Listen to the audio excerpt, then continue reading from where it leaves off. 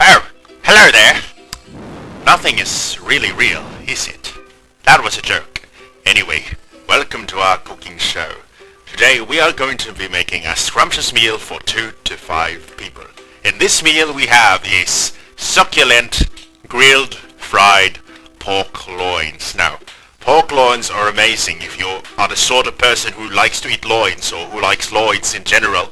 And these are very, very good. Now, you want good meat for this. That's how good meat, that's how it looks like. And anyway, pork loins, they are delicious, they are amazing, they are great for picnics, outdoors, in public, exposing yourself to the elements in public, and they're just so very good, especially on a day like this, a fine day in May, a May Day. No, not May Day, as in somebody needs help. No, nobody needs help around here, just to make that very clear. There's no May Day, no one needs help with anything. I got ahead of myself again, I'm so sorry. Anyway, so after you've arranged your meat in a nice manner like this, now you want to make your meat presentable. Now no one really sees it at this place except for you, but every step of cooking, I believe, brings satisfaction to everyone involved. So you just want to make sure everybody's happy and satisfied, and everyone is just joyful. Anyway, we got this bread. It's very good bread. It's gluten-free. Gluten-free bread, very special. Something very cool, new, hip even. Not as in the hip, the part of your body, not the hip bone, but hip as in. I don't think there's a way to expand that word really, but it's a new thing. It's a dietary supplement. Supplement, yes. And so you're gonna want to get a nice blend of that bread in that loin, and you're going to put together in a very nice wrapping, and we do this to preserve it. Now if you notice, I'm using the same materials from earlier. That's because I'm a big advocate of recycling.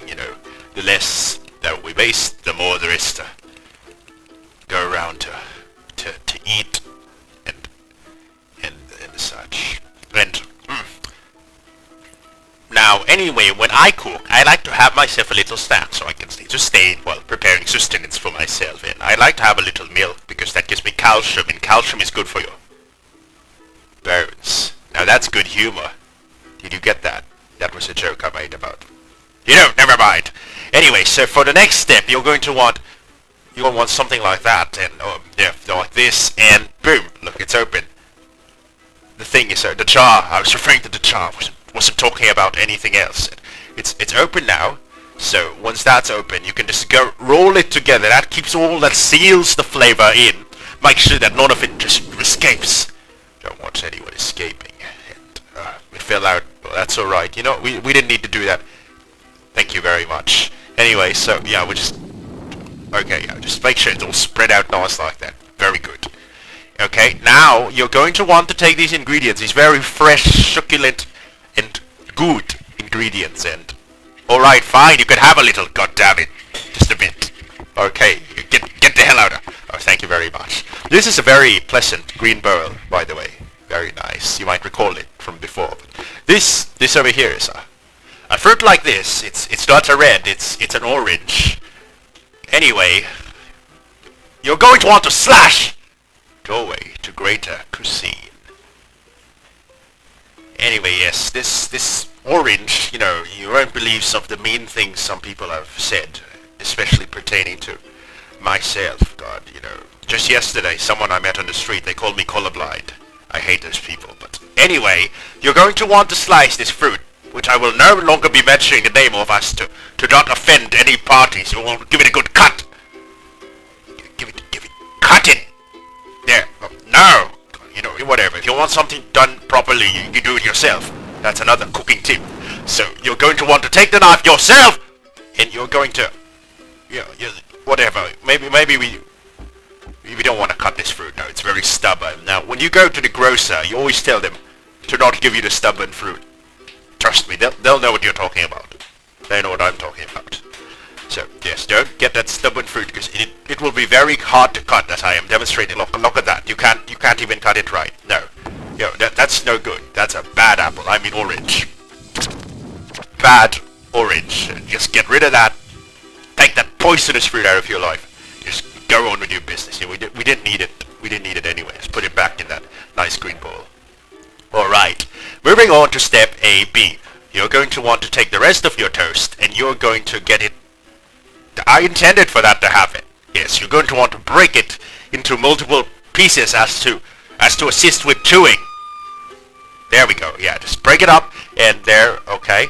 Just put it up there with the meat, which you cut earlier, and you're going to want to just moisturize it a bit to give it the nice coagulation that you want in your pork loins, or in your loins in general. I think it's always nice to have wet loins.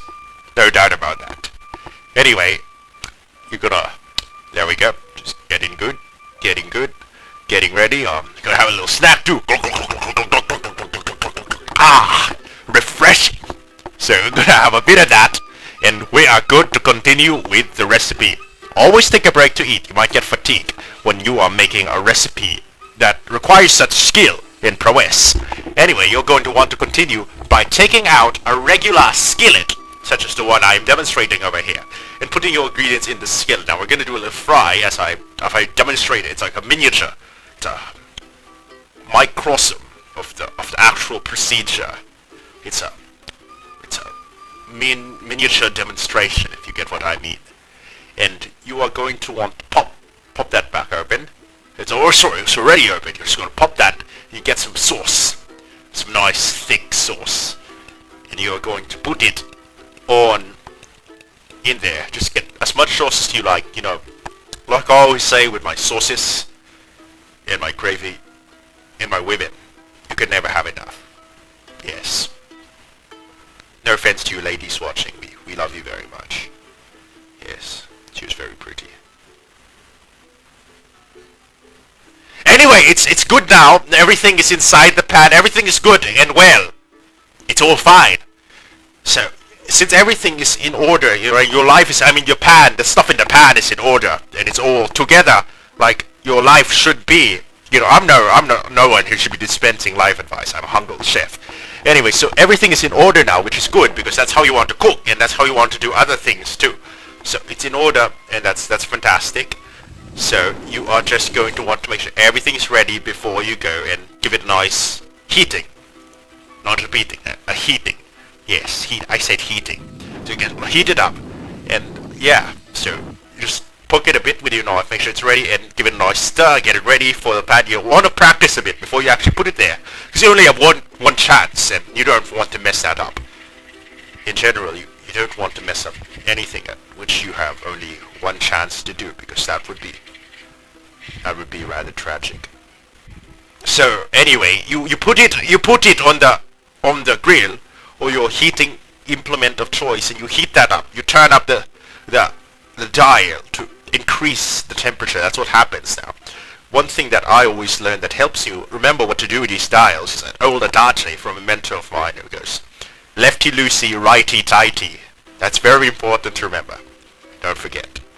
So anyway, we're going to let that simmer for a while. Just whap that smell in, smell that. You should always smell your food, even when it's far away from you, to make sure it's still okay. With a fine, refined nose that's been trained over many years, make sure it's all ready. And, well, the orange is back, I've resolved to give it a second chance. This is not a different orange. It's actually the same stubborn orange from a while ago. But I believe that everyone deserves a chance at redemption, so let's give it a shot.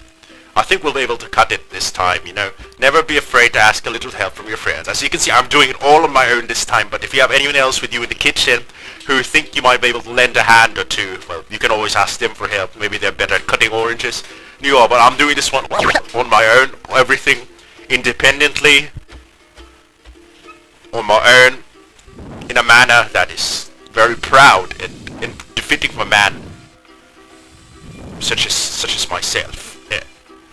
Anyway, just to continue on, we're gonna slash it we're gonna slash doorway to greater cuisine. Yes, learning how to slash fruit is an integral step to entering the doorway to greater cuisine. Slash doorway, slashing is the doorway. I hope you understand. Don't miss out on that. It's very, very important. So yes, now that you've learned to slash fruit and, well, look at that. I've gotten ahead of myself again because look, we're done. It's come off the fryer and, you know, actually that other stuff, that's rubbish. You don't need that to make pork loins. So you just need the succulent juices which you've extricated from the pan. And you just put that in a nice porcelain mug like this one. Yes, just put it in a nice mug. Yeah, I'll give it a taste. Scrumptious! Tasty! Oh, so refined! That's how I like my loins to taste. Not that I've tasted lots of loins. See you next time!